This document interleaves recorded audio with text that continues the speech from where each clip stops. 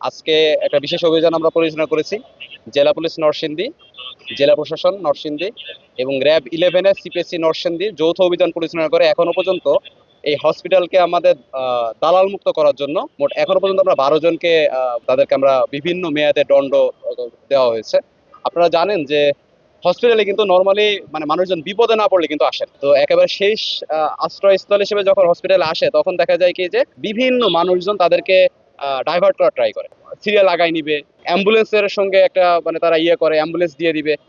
বিভিন্ন অনৈতিক কার্যক্রমের সাথে বিভিন্ন লোকজন জড়িত থাকে, তো তাদেরকে আমরা আইডেন্টিফাই করি আমাদের গোপন সংবাদের ভিত্তিতে। আইডেন্টিফাই করার পরে তাদেরকে আমরা বিভিন্ন মেয়াদে আমরা তাদেরকে জরিমানা এবং জেল দেওয়া হয়েছে। তো এই কার্যক্রমটা আসলে আমাদের তো চলমান প্রক্রিয়া। এর আগেও আপনারা জানেন যে আমরা এখানে অপারেশন পরিচালনা করেছি।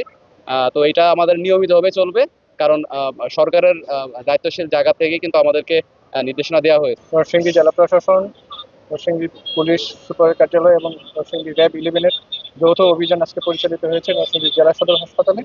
সেখানে যারা বিভিন্ন সরকারি পরিচয় এখানে মানুষজনকে হয়রানি করছে, যাদেরকে সাধারণ রোগীরা সেবা পেতে বিলম্ব হচ্ছে বা তাদেরকে বিভিন্নভাবে হয়রানির চেষ্টা করা হচ্ছে, তাদের কাছ থেকে অর্থ আত্মসাৎ করা হচ্ছে, আমরা তাদেরকে বিভিন্ন তথ্যের মাধ্যমে ধরে আমরা তাদেরকে মোবাইল কোর্টের মাধ্যমে বিভিন্ন সাজাতে আমরা বের হয়েছি এবং তাদেরকে বিভিন্ন আইনে সাজা দেওয়া হচ্ছে এবং এটা একটা চলমান প্রক্রিয়া আমরা বললাম। এবং এই ধরনের অভিযান অব্যাহত থাকবে। আজকে শুধু জেলা সদর হসপিটালে আসা হয়েছে, পরবর্তীতে অন্যান্য বড় বড় হসপিটালগুলোতেও যাওয়া হবে। তাছাড়া সরকারি নির্দেশনা অনুযায়ী আমরা প্রাইভেট হসপিটালগুলোতেও যদি কোনো ধরনের অনিয়ম হয় সেখানেও আমরা অভিযান পরিচালনা করবো।